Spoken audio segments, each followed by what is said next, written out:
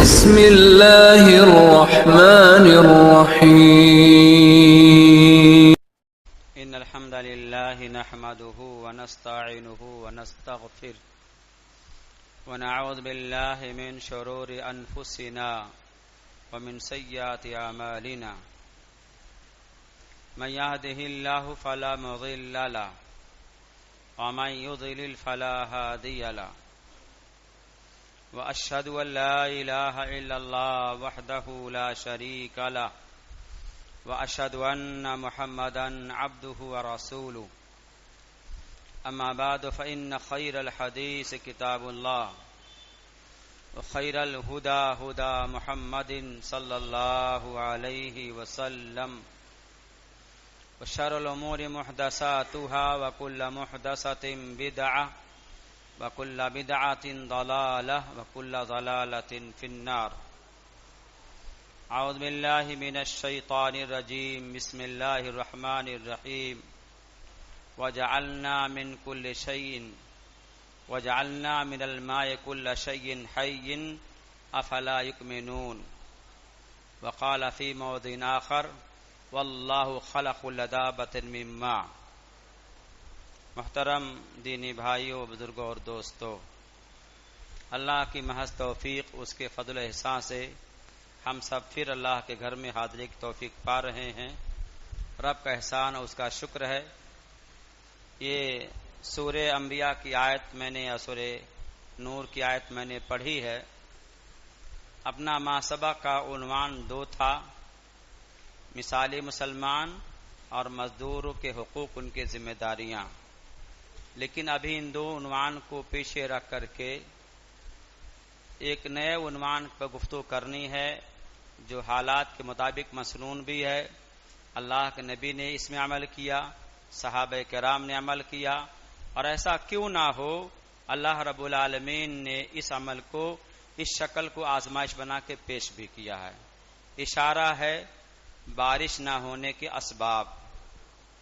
چونکہ عنوان بہت پھیل چکا ہے، شاید اسباب نہ گنا سکوں، لیکن پانی جو اللہ کی اہم نعمت ہے، جس پر تمام انسانوں کی، حیوانوں کی، نباتات کی بقا ہے، تو اس کو ایک سرسری طور پہ جاننا ہوگا کہ انسان کی، حیوان کی، نباتات کی سے بقا ہے، کیسے ہے۔ میں نے اس کی آیت پڑھی ہے جو سورہ انبیاء کی ہے۔ اللہ فرماتا ہے ہر زندہ شے کو میں نے پانی سے پیدا کیا۔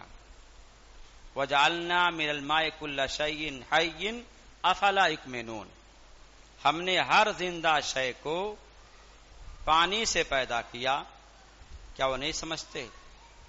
اب یہاں چونکہ سمجھنے کے اعتبار سے 2 پہلو آپ کے سامنے آ سکتا ہے۔ پہلا پہلو ایک عام پانی جو انسان پیتا ہے، اور ایک وہ پانی جو ماں باپ کے رشتے کے جمع ہونے کے بعد انسان وجود میں آتا ہے۔ دونوں اگر لیا جائے تو دونوں معنی ایک ہی ہوگا۔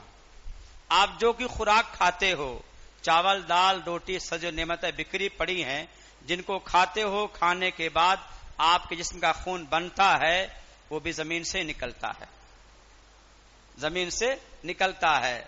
اس ناطے براہ راست پانی ہی کا دخل یہاں بھی ہوا۔ ٹھیک ہے، ہماری باڈی جو صحیح سالم ہے، اس کا پانی جب کم ہو جاتا ہے تو ڈاکٹران کو تشویش لاحق ہو جاتی ہے کہ اگر اس موڑ تک انسان پہنچ گیا بچاؤ مشکل ہوگا۔ تو اللہ تعالیٰ کی عظیم نعمت پانی ہے۔ اللہ تعالیٰ نے اس کو نعمت بنا کے پیش کیا ہے، لیکن کبھی یہی نعمت عذاب کی شکل اختیار کر لیتی ہے۔ اس ناطے ہواؤں کے آنے کے موقع پہ، بارش کے آنے کے موقع پہ اللہ کے نبی صلی اللہ علیہ وسلم کا چہرہ بدل جاتا تھا۔ اللہ کے نبی سے عائشہ پوچھا بھی کرتی تھی، اللہ کے نبی بہت سارے لوگ خوش و خرم ہو جاتے ہیں، ہوائیں تازہ آتی ہیں، خنک محسوس ہوتی ہیں، بارش سے زمین لہلہا جاتی ہے، سب خوش ہوتے، آپ کا چہرہ اتر جاتا ہے۔ کتنا سنجیدہ جواب دیا کہ عائشہ ایسا کیوں نہ ہو، یہی ہوائیں کچھ قوموں کے لیے عذاب کا ذریعہ بنی تھیں، یہی پانی کچھ قوم کی ہلاکت بربادی کا سبب بنی تھی۔ اس ناطے دینی بھائیوں، اپنا پہلا ایک نقطہ ذہن میں رکھنا ہوگا، پانی سب کی بقا کا ذریعہ ہے، رزق کا ذریعہ ہے، ہے۔ اللہ فرماتا ہے سورہ بقرہ میں یا ایھا الناس اعبدوا ربکم الذی خلقکم والذین من قبلکم۔ سوال بنائیے، اللہ فرماتا سارے انسانوں تم میری ہی عبادت کرو، کیوں؟ میں نے تم کو پیدا کیا اور تم سے پہلے لوگوں کو پیدا کیا۔ اور آگے چل کے جس نے زمین کو فرش بنایا اور جس نے تمہارے زمین سے پودے اگائے، پھیلاتے چلے جائیے۔ وَأَنزَلَ مِنَ السَّمَاءِ مَاءً فَأَخْرَجَ بِهِ مِنَ الثَّمَرَاتِ رِزْقًا لَكُمْ، جس نے آسمان سے پانی اتارا، جس سے پھل پیدا کیے تمہارے روزے کے واسطے۔ اس لیے ہم اور آپ آج جب بارش نہیں ہو رہی ہے، اپنے اپنی تدبیریں اپنا رہے ہیں، اپنے طریقے اپنا رہے ہیں، سماجی عورتیں اپنا اپنا طریقہ اپنا رہی ہیں، چند سب کو جمع کر لے رہی ہیں، دعائیں کر لے رہی ہیں۔ یہ بات کتنی مرتبہ چیخ چلا کر میں کہا ہوں، آپ نماز نہ پڑھو، صرف دعائیں کرو، آپ کی دعا اللہ نہیں قبول کرے گا، یاد رکھنا، نہیں کرے گا۔ اس کا یہ مطلب نہیں میں ظہر پڑھا عصر کی بھی دعا کر رہا ہوں، یعنی آپ نمازی نہیں ہو تو آپ لاکھ اللہ کو بلاؤ، اللہ نہیں قبول کرے گا۔ یہاں پہ کبھی ایسا نہیں ہوتا ہے ہم عورتوں کی ذات ہیں، ہم بھیڑی ہو کے جمع ہو جائیں، یہ تو کم سے احساس کریں کہ ہم بھی اللہ کی بندیاں ہیں، ہم پر بھی اللہ کے فرائض ہے، ہم کتنا کام انجام دیتے ہیں۔ ہم تو شام سے لے کر صبح، صبح سے لے کر شام اسی رسوئی گھر کے کپ کو سجانا، دھلنا، پانی گرانا، اسی میں ٹائم پاس ہو جاتا ہے۔ اور نادانی کا حد یہ ہے کہ سڑکوں پانی بہایا جاتا ہے، اور جب اطلاع آ جاتی کل پانی نہیں آئے گا تو ایک دم ہاہاکار مچ جاتا ہے۔ یاد رکھنا، آپ جس شہر میں بسے ہوئے ہو، اللہ نے آپ کو پانی کا بندوبست کر دیا ہے۔ آپ دور مت جاؤ، جھارکھنڈ جاؤ تو آپ چونکہ کچھ علاقے سراپا کوئلے کے علاقے ہیں، عورتیں صبح چلی جاتی ہیں، ریت کو کھود دیتی ہیں، ریت سے پانی جمع ہوتا بھرتی ہیں، صبح جاتی دوپہر کے لیے پانی لے کر آتی ہیں۔ ایک عورت کتنا پانی لا کر سکتی ہے؟ ان سے پوچھو اس پانی کی کیا قدر ہے۔ اس لیے بارش نہیں ہو رہی ہے تو صرف کھچڑی بنانے سے، کھانا کھلانے سے کام نہیں چل پائے گا۔ یاد رکھنا، اللہ نے پانی کو ایک آزمائش بنائی ہے۔ اللہ کے وسلم نے فرمایا، جو ترمذی کی روایت ہے، سورہ تکاثر آپ بھی پڑھتے ہو، ثم لا تسألن یومئذ عن النعیم، اس کی تفسیر میں امام ترمذی فرماتے ہیں اللہ رب العالمین کل قیامت کے دن بندے کو بلائے گا، پہلے کہے گا کیا تجھ کو میں نے صحت مند تندرست جسم نہیں دیا؟ اس کا سوال کرے گا۔ اور کیا میں نے تجھ کو پانی سیراب نہیں کیا؟ تو اللہ تعالیٰ کل قیامت کے دن اپنی ساری اہم نعمتوں کی نعمت پوچھے گا، کیا میں نے تجھ کو پانی سیراب نہیں کیا؟ تو دینی بھائیوں، اگر ہم اور آپ بہرحال اللہ کے بندے ہیں اور ہمارا مزاج یہ ہے کہ ہم بہرحال اللہ کی نعمتوں کی قدردانی کریں، ناقدری نہ کریں، تو بہرحال پانی جو جملہ بولا جل ہی جیون ہے، صحیح بات ہے، اس کو ہٹا دیا جائے تو دنیا کی زندگی ادھوری رہ جائے گی۔ اب آپ یہ ذرا اندازہ لگا لیں، ہماری شریعت نے جہاں پانی کی قیمت کو بتلایا ہے وہاں پانی کو خراب ہونے سے بچانے کی بہت ساری تدبیریں بتائی ہے۔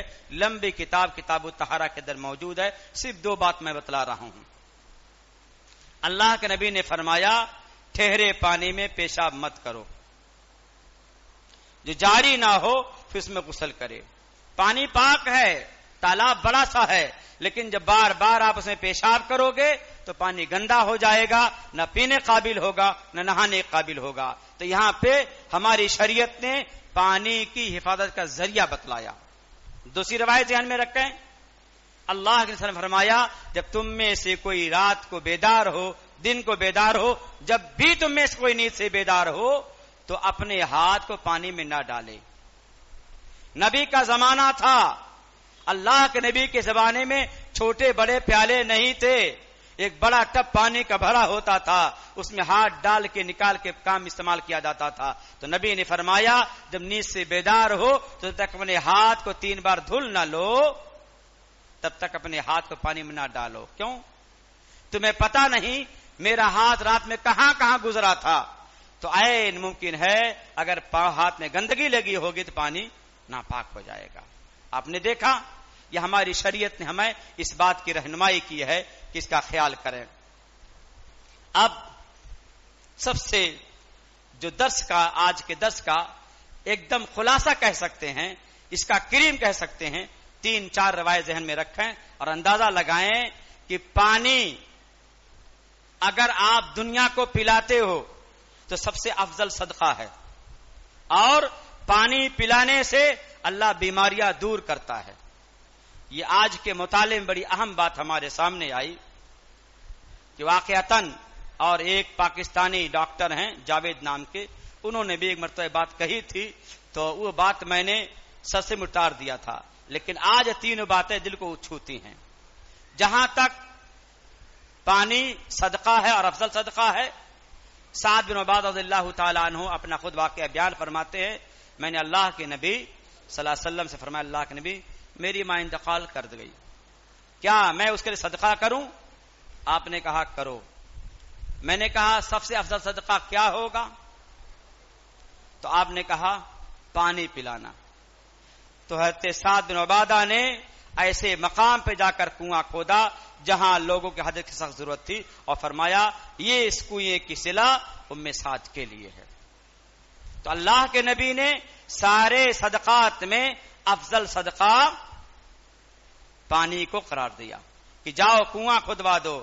کنواں کھدوا دیا، اور جب حالات اتنا ترقی پہ نہیں آئے تھے، تمام مسلم بادشاہوں نے سرائے قائم کیے تھے، کنویں کھدوائے تھے، باغ لگائے تھے.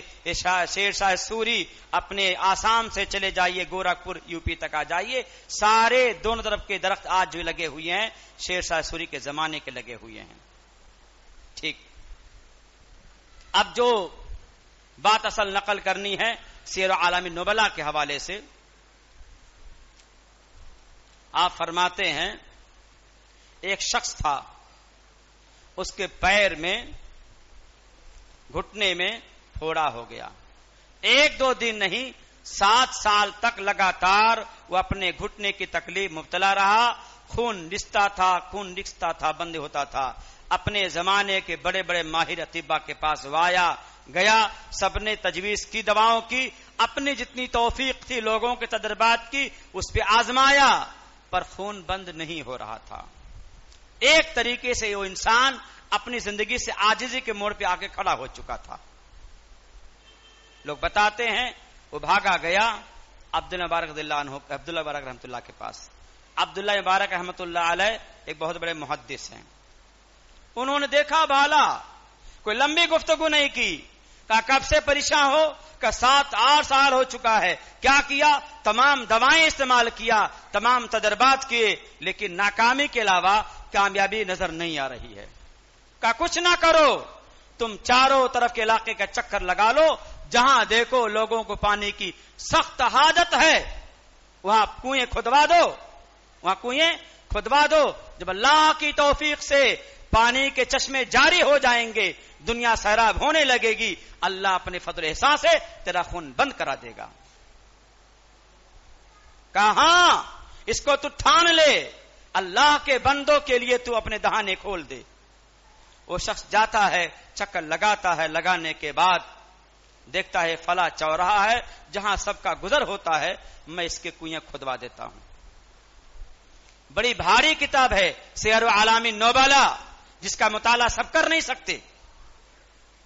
اس میں آتا ہے جب اس نے پانی کا چشمہ جاری ہوا، لوگ پانی پینا شروع کیے، ہفتے کے اندر اللہ تعالیٰ نے اپنے خاص فضل احساس سے اس کے خون کو روک دیا. دیکھا آپ نے، روک دیا. اس طریقے سے امام حاکم ابو عبداللہ کا واقعہ خود نقل کیا ہے صاحب ترغیب و ترہیب نے کہ آپ کا ذاتی واقعہ ہے. چہرے کے مین رخسار کے اوپر پھوڑا ہوا ہے، پانی اس کے رس رہے ہیں، نکل رہے ہیں، آپ بھی کافی پریشان ہیں. آپ نے ہی نسخہ اپنایا، اللہ نے آپ کا اس کا فائدہ پہنچایا. پتا چلا جو آپ پڑھتے ہو صدقہ برائی کے 70 دروازے کو بند کرتا ہے، صدقہ اللہ کے غضب کو ٹھنڈا کرتا ہے. یہ دلیل بنتی ہے کہ صدقات میں پان کا معاملہ یہ ہے. اسی طریقے جاوید صاحب نے جو واقعہ نقل کیا تھا وہ بتاتے ہیں کہ میرے پاس ایک ایسا مریض آتا ہے جو کینسر کے آخری اسٹیج پہ آ چکا ہوتا ہے، خوشحالی کی تمام شکلیں موجود کے پاس ہیں، پر اللہ نعمت چھین چکا ہے. جاوید صاحب کہتے میں نے اتنا پوچھا کہ تم کہاں کے ہو؟ کہا میں دیہات کا ہوں. کہا گاؤں کبھی گئے؟ کہا میں گاؤں گیا ہی نہیں. میں اپنے مال و منال مست مگن رہا، گاؤں کا حوالہ نہیں دیکھا. کہا کچھ بھی مت کرو، تم جاؤ اپنی جائیداد کی خطی رقم لے کے جاؤ، لوگوں کو پمپ سیٹ دلوا دو، نل کھدوا دو، پانی پلوا دو، نیکی کرنے جتنے ذرائع اپنا لو، پیسے گاؤں والے خرچ کے آ جاؤ، پھر اللہ سے امید کر کے بیٹھ جاؤ.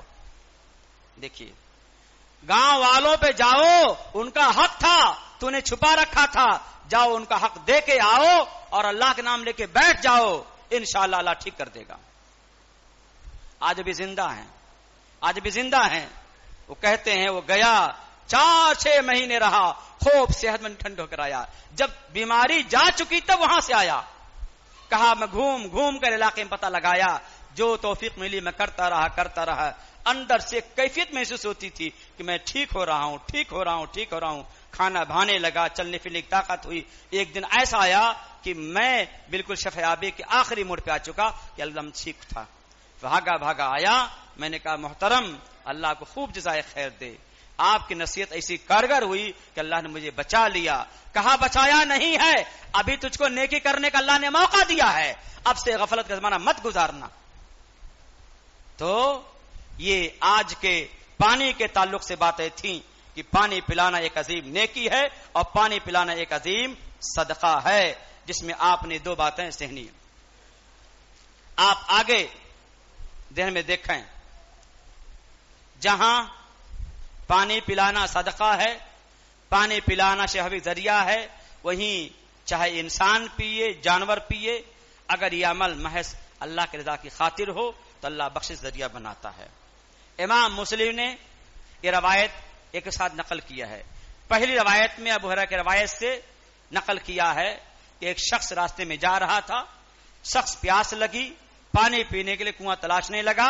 اب جب کنواں تلاش رہا ہے، کنواں ملا، پانی پیا نیچے اتر کر کے، واپس لوٹا تو دیکھا ایک کتا بیچارہ ہانف رہا ہے اور کیچڑ کو چاٹ رہا ہے. میرے دل نے محسوس کیا جو پریشانی پیاس کی میری تھی اس کے بھی ہے، جو پریشانی پیاس کی میری ہے اس کے بھی ہے. آپ راوی حدیث کہتے ہیں ابو ہریرہ، وہ اسی طرح نیچے اترتا ہے، اپنے موزے میں پانی بھرتا ہے اور منہ سے پکڑ کے باہر لاتا ہے، لا کر کے اس کو پلاتا ہے. جب کتا پی کے سیراب ہوتا ہے تو اللہ رب العالمین کو اس کی ادا اتنی اچھی پسند آتی ہے کہ اللہ اس کے عمل کی قدر کرتا، اس کو بخش دیتا ہے. یہ پانی ہے. آپ اندازہ لگا لیں ہم آپ پانی کے ساتھ کتنا برا سلوک کرتے ہیں. اللہ کی نعمت ہے، اللہ اس نعمت کے ذریعے سے کتنا فائدہ پہنچا رہا ہے. آج کتنے کرایہ دار کو میں دیکھتا ہوں بیچاروں کو دوڑتے رہتے ہیں، تڑپتے رہتے ہیں، اب بند ہوگا، اور ہم ہیں آپ ہیں اپنی ٹوٹی کی نالیاں صاف کر رہے ہیں. بیچارہ پانی نہیں بھر پاتا ہے. یہ میری آنکھیں دیکھتی ہیں، دنیا کو چھوڑو، میری آنکھیں دیکھتی ہیں. یہی محلہ گواہ ہے. کرایہ دار بیچارے ایسے ہیں کہ مکان مالک کا دل بھی تنگ ہوتا ہے. اس میں کوئی لاگ لپیٹ کی بات نہیں ہے، ان کا دل بھی تنگ ہوتا ہے، بیچارے کو پانی کے لیے تڑپنا پڑتا ہے. ہم ہیں، ہماری ٹوٹی ہے، ہم من چاہی جب چاہیں گے بند کریں گے. کسی کو اونچائی مکان بیچارے کا ہے، پانی نہیں چڑھ رہا ہے تو آپ کو چاہیے ہمارا پورا ہو کے بند کر دے، لیکن میں کیوں بند کروں گا؟ آخر دم تک میں پانی گراتا رہتا ہوں. اللہ رب العالمین جو میرا رب ہے دیکھ رہا ہے، آج نہیں کل نہیں پرسوں اس کا فیصلہ اللہ کر دے گا. لیکن جب کرے گا حال ہمارا آپ کا کچھ اور ہوگا. دینی بھائیوں، بڑے ہی کڑوی گفتگو ہے. یہ محلے کو ہم سب آپ دیکھتے ہیں، راستہ چلنا دوبر ہو گیا ہے. اور تعجب تو اس معنی کر کے ہے، نگر نگم کو کون سی خوبی مل گئی کہ ساری نالیاں بند کر دیا. یا تو آپ ہمارے کے سوا اتنا برا حال سماج کا اس معاملے میں ہے، ہم کچھ کہہ نہیں سکتے ہیں. جل ہے جیون کہہ لیجئے نا. دنیا اس بات کی گواہی دے رہی ہے. دور مت جائیے، یو پی جہاں لبالب پانی بھرا رہتا تھا، آج سے 10 سال پہلے سے یو پی کے اندر پانی کی تجویز کی جا رہی ہے کہ ایسا نہ ہو ایک بارگی سارے سوتے سوکھ جائیں. سوکھ جاتے ہیں. ہمارے گاؤں میں 50 نل سوکھ جاتے ہیں، نیچے سطح ختم ہو جاتی ہے. اس ناطے حکومت یو پی نے 700-800 فٹ نیچے بورنگ گڑوایا ہے. اور کیا اگر ایسا نہ ہو تو کیا ہوگا، اس کا بندوبست آج ہی جاری ساری ہے. لیکن اللہ فرماتا ہے میں رب ہوں، جب تم سے تمہارے پانی کو نیچے اتار لوں گا تو پانی کون لا کے میٹھا پانی پلائے گا؟ میں ہی لاؤں گا. اس ناطے دینی بھائیوں، اس مرد نے پانی پلایا، اللہ نے اس کو بخش دیا. دوسری روایت جس کو 45 نمبر نقل فرمایا 2245 میں، وہاں پہ ایک عورت کا ذکر کیا ہے کہ بنی اسرائیل کی فاحشہ عورت تھی جو دیکھ رہے کنویں کے پاس. پہلی روایت میں مسافر تھا، راستہ چل رہا تھا، پیاس لگی تھی، کنواں تلاشا تھا، تب پانی پایا تھا. اس روایت میں عورت نے دیکھا ایک کتا ہے جو چاروں طرف چکر لگا رہا ہے، پانی کے ترس رہا ہے اور عین ممکن ہے پانی نہ پائے تو مر جائے. عورت دیکھتی ہے، احساس بیدار ہوتا ہے. کیا کرتی ہے؟ نیچے اترتی ہے، منہ سے پانی بھرتی ہے، لاتی ہے. اس کے بہت ساری کمیاں ہوں، اللہ غفار ہے، لیکن ایک نیکی ایسی لے لی اللہ نے کہ ساری گناہوں کو معاف فرما کر اس کو بخش دیا. تو کہنا کیا ہے؟ یہاں پانی کا قطرہ پلانے کا یہ فائدہ ہے. اور ہم آپ اپنی ٹوٹی رکیں، نہ پینے دیں، اس سے بڑی بھاری بہتری اور کیا ہوگی. اور امام قرطبی نے اور اس طریقے سے اور لوگوں نے ان دو روایتوں پہ تبصرہ کیا ہے. تبصرہ یہ کیا ہے جب اللہ رب العالمین ایک جانور کے پانی پلانے پر اس کی نیکی قبول کر بخشش کا اعلان فرماتا ہے، تو اگر ہم کسی مومن موحد کو کھانا کھلاتے ہیں، بھوکا ہے، کپڑا پہناتے ہیں، ننگا ہے، پیاسا ہے، پانی پلاتے ہیں، تو کیا اللہ ہمیں نہیں بخشے گا؟ اللہ ضرور بخشے گا. سورہ اعراف آیت نمبر 50 کے حوالے سے اس بات کو امام قرطبی نے نقل فرمایا ہے، اور اسی کو بنیاد بنا کر کے ابن قیم رحم اللہ نے بھی نقل فرمایا ہے.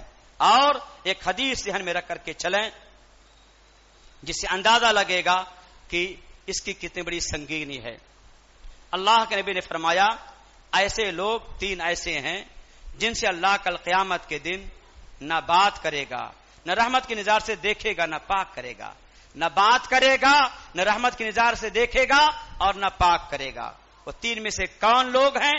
نمبر 1 ایسا شخص جس کے پاس راستے میں جہاں رہتا ہے ضرورت سے زیادہ پانی موجود ہے. دیکھیے گا، مان لیجئے ہمارا آپ گھر کسی سڑک پر ہے، مین سڑک پہ ہے، ہمارے پاس پانی موجود ہے، ضرورت سے زائد ہے، چلنے والے مسافرین پانی کے لیے ترس رہے ہیں اور میں پانی نہیں پلا رہا ہوں. نبی فرماتے ہیں ایسا شخص جس کے پاس ضرورت زیادہ پانی موجود ہو لیکن مسافرین جن کو پانی کی سخت حاجت ہے لیکن نہ پلائے، اللہ ایسے شخص سے کل قیامت بات نہیں کرے گا، نہ ان کو پاک کرے گا. آپ نے دیکھا. نمبر 2 پہ ایسا شخص جو کسی امیر المؤمنین سے بیعت کرتا ہے تو دنیاوی غرض سے برکت کرتا ہے، اس کے ہاتھ ہاتھ رکھتا ہوں، اگر اس سے میرا دنیاوی مقصد حل ہوگا تب تو اس وفاداری کروں گا، اگر نہیں حل ہوگا تو میں اس کو چھوڑ دوں گا. نمبر 3 ایک ایسا شخص ہے جو عصر کی نماز کے بعد لوگوں سے اپنے لین دین کرتا ہے، یعنی دکاندار اشارہ ہے، کپڑے کا دکاندار ہو کسی کا دکاندار ہو، جو اس عصر کے بعد جملہ حضرت کا یاد کیجیے، جو عصر کے بعد کسی سے اپنے لین دین کی بات کرتا ہے، خریدار کے سامنے قسم کھا کے کہتا ہے کہ اللہ کی قسم مجھے اتنا مل رہا تھا. گراہک بیچارہ اس کی قسم کا اور اعتماد بھروسہ کر کے سامان لے لیتا ہے جبکہ اپنے قول میں جھوٹا ہے. ٹھیک ہے. یہ 3 ایسے لوگ ہیں جن سے اللہ بات نہیں کرے گا. ان میں سے ہمارے عنوان سے متعلق ایسا شخص جس کے پاس پانی موجود ہو اگلے کو پانی نہ پلایا جائے، یہ ہے. اور جو ایک لمبی حدیث ہے اس لمبی حدیث کو بتا کر کے ذہن میں تو خلاصے کلام کے طور پہ کل قیامت کے دن اللہ رب العالمین کہے گا میرے بندے میں بھوکا تھا، میرے بندے میں پیاسا تھا، میرے بندے میں بیمار تھا۔ بھوکا ہونا، پیاسا ہونا، بیمار ہونا، اللہ کی ذات ان تمام سے پاک ہے۔ نہ اللہ بھوکا ہے، نہ پیاسا ہے، نہ بیمار ہے۔ تو اللہ کے نبی صلی اللہ علیہ وسلم فرماتے ہیں اللہ کل قیام دہی کہے گا میرا فلاں بندہ بیمار تھا، تو نے اس کی تیمارداری نہیں کی، میرا بندہ بھوکا تو اس کو کھانا نہیں کھلایا، میرا فلاں بندہ پیاسا تھا تو نے پانی نہیں پلایا۔ پتا چلا عذاب کے آنے کی جہاں بہت ساری شکلیں ہیں، ایک معمولی چیز کو ہم کرتے ہیں اللہ پکڑ لے گا۔ اس کے اسباب کو انشاءاللہ آگے دیکھیں گے، گنائیں گے، محدود وقت ہے۔ اب آخری بات جو گزارش کرنی ہے، باتیں کئی نوٹ کر کے آیا تھا لیکن شاید مناسب نہیں بتانا، حدیث کے تعلق سے مجھے کچھ بتلانا تھا۔ آج عشاء کی نماز کے بعد جو مجلس منعقد ہونے جا رہی ہے، آپ کی خاطر ایک خطاب عنوان کا بھی ہوگا، لیکن بتلانا یہ ہے مشکات المصابیح حدیث کی کتاب جو منظر عام پرائی ہندی میں، حدیث کی بہت ساری کتابیں ذہن میں رکھ لیجئے۔ آپ یہ ذہن میں رکھیں کہ اللہ کے دین پہ چلنا، چلانا، اس کو عام کرنا، اس کے عام کرنے میں پڑھنا پڑھانا بھی ہے، تصنیف و تعلیب بھی ہے، نشر و اشاعت ہے، یہ ساری چیزیں نبی کی اس دعا میں آ جائیں گی۔ اللہ ایسے شخص کو ہرا بھرا رکھے، اللہ ایسے شخص کو ہرا بھرا رکھے جس نے میری بات کو سنا، محفوظ کیا، یاد کیا، اللہ کے بندوں تک پہنچایا۔ آپ کو پتا نہیں ہوگا لاک ڈاؤن سے لے کر اب تک کتاب کے چھپنے کے سارے مکاتب ایک کے بعد دیگر بند ہوتے جا رہے ہیں۔ آپ موبائل چلاتے ہو، لیپ ٹاپ چلاتے ہو، ٹیبلٹ رکھتے ہو، بہت ساری باتیں محفوظ کر لو، لیکن اچانک کوئی فنکشن آپ دبا دیجئے، آپ کی ساری باتیں اڑ سکتی ہیں۔ ٹھیک ہے، یہ چال 100 سال کے بعد سامنے آئے گی کہ مسلمانوں کو مفلوج کرنے کے لیے موبائل جہاں دیا گیا وہیں ان کی دینی باتوں کو ہضم کرنے کی شکل بتائی گئی کہ جب سب کے سب موبائل کے ادھین ہو جائیں گے، کتب خانے خالی ہو جائیں گے، ہم اپنے آپ سے ان کے ساری کتابوں کو ضائع برباد کر دیں گے، ہاتھ ملتے رہ جاؤ گے۔ ورنہ اگر ہم کتاب کی تعلق فکر نہیں کرتے ہیں کہ ہمارا یہ دین کیسے محفوظ رہے گا، آج یہ کہہ دو گھر میں دھول جم رہی ہے، لاؤ مسیح پٹک کے چلے جاؤ، ہمیں حاجت نہیں ہے، پٹک دیجئے، لیکن ایک دن ایسا آ جائے گا کہ آپ اور ہم بہرحال ٹٹو ہو جائیں گے۔ موبائل میں ایک پوائنٹ ایسا ہے کہ آپ اس میں ڈالو اسلام کس کا نام ہے، سامنے آ جائے گا، کس نے لکھا، کس نے کیا، آپ کو پتا نہیں، اسلام کی تشریح آ جائے گا، انصاف کی بات آ جائے گا، یعنی آپ پلک جھپکتے ہی سب کچھ پا جاؤ گے، کتاب الٹنے کی کیا حاجت ہے۔ کتنی بات میں نے اپنے دوران خطاب کہا کہ میرے پاس 600 صفحات کی کتاب موجود ہے جس میں قرآنی آیات کے ذریعے سے بخاری اور مسلم کی حدیث کا ٹکراؤ دکھلایا گیا ہے۔ اس کا کون مصنف ہے، کہاں سے چھپی، بالکل نہیں معلوم، لیکن موبائل میں ڈال دیا گیا، میں نے اس کو فوٹو کاپی کرا کر کے نکال کے رکھ لیا، اور جب پڑھتا ہوں تو محسوس کرتا ہوں جس کو کیچڑ سے سورہ نکالنے کی طاقت نہ ہو وہ گمراہ ہو سکتا ہے۔ امام بخاری کی حدیث، امام مسلم کی حدیث اور نبی کی حدیث قرآن سے ٹکرائے، ایسا ہو سکتا ہے؟ اللہ کے نبی سراپا قرآن کی تشریح کرنے کے بھیجے کیے گئے، نبی کی حدیث قرآن سے ٹکرائے لیکن نہیں، ڈال دیا گیا یہ حدیثیں قرآن کے خلاف ہیں، اور عام حدیثیں نہیں، بخاری مسلم کی، اور اتنی شاندار رائٹنگ ہے تصور نہیں کر پاؤ گے۔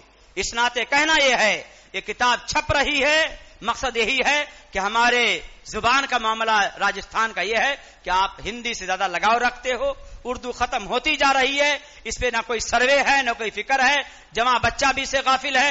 آپ موبائل کی دنیا میں جاؤ، بینک چلے جائیے، وہاں سروے کیجئے، یہاں 500 مسلمانوں کے کھاتے ہیں، کتنے کے سیرے اردو میں ہے، آپ بالکل نہیں پاؤ گے۔ اس ناطے آپ کو ذبح کرنے کی سازش چل رہی ہے اور آپ کو پتہ تک نہیں ہے. لہذا میں اللہ سے دعا کروں گا رب العالمین آپ کو ہم سب کو اللہ تعالیٰ اپنی رحمتوں کو سائے میں رکھے. رب العالمین دشمنوں کو چال جیسی بھی ہے اللہ تو بہتر سمجھتا ہے، ان کے ساری چال کو تو ناکام فرما دے، اکرد برباد فرما دے. رب العالمین آپ کو ہم سب کو بہرحال اپنے حفظان رکھتے ہوئے ایمان پر قائم دائم رکھے. آمین. اس اعلان کی گزارش یہ تھی کہ آپ بہرحال عشاء کی نماز وہیں پڑھیں تو زیادہ بہتر ہوگا، چونکہ رات زیادہ گزرے گی. اس ناطے علماء بھی نماز پڑھتے سیدھے آئیں گے. اس ناطے آپ سب سے گزارش ہے کہ آپ میں سے جس نے میری بات سنی اپنا لازم فرض کر لے کہ انشاءاللہ حاضری کی توفیق اللہ تو دینا، میں پہنچوں گا. شاید اللہ آپ کی ہماری حاضری قبول فرما لے وے. آمین. ان الحمد لله نحمده ونستعينه ونستغفره ونعوذ بالله من شرور انفسنا ومن سيئات اعمالنا من يهده الله فلا مضل له ومن يضلل فلا هادي له واشهد ان لا اله الا الله وحده لا شريك له واشهد ان محمدا عبده ورسوله. اللهم صل على محمد وعلى ال محمد كما صليت على ابراهيم وعلى آل إبراهيم إنك حميد مجيد. اللهم بارك على محمد وعلى آل محمد كما باركت على إبراهيم وعلى آل إبراهيم إنك حميد مجيد. ربنا آتنا في الدنيا حسنة وفي الآخرة حسنة وقنا عذاب النار. ربنا ظلمنا أنفسنا وإن لم تغفر لنا وترحمنا لنكونن من الخاسرين. يا حي يا قيوم برحمتك أستغيث. ربنا اغفر لنا ذنوبنا وإسرافنا في أمرنا وثبت أقدامنا وانصرنا على القوم الكافرين. ربنا لا تزغ قلوبنا بعد إذ هديتنا وهب لنا من لدنك رحمة إنك أنت الوهاب. اللهم إنك عفو كريم تحب العفو فاعف عني. اللهم إني أسألك العفو والعافية في الدنيا والآخرة. اللهم إني أسألك الجنة وأعوذ بك من النار. اللهم إني أسألك الجنة وأعوذ بك من النار. اللهم نجعلك في نحورهم ونعوذ بك من شرورهم. اللهم لا تهلكنا بعذابك. اللهم لا تقتلنا بغضبك وعافنا قبل ذلك. ربنا تقبل منا إنك أنت السميع العليم.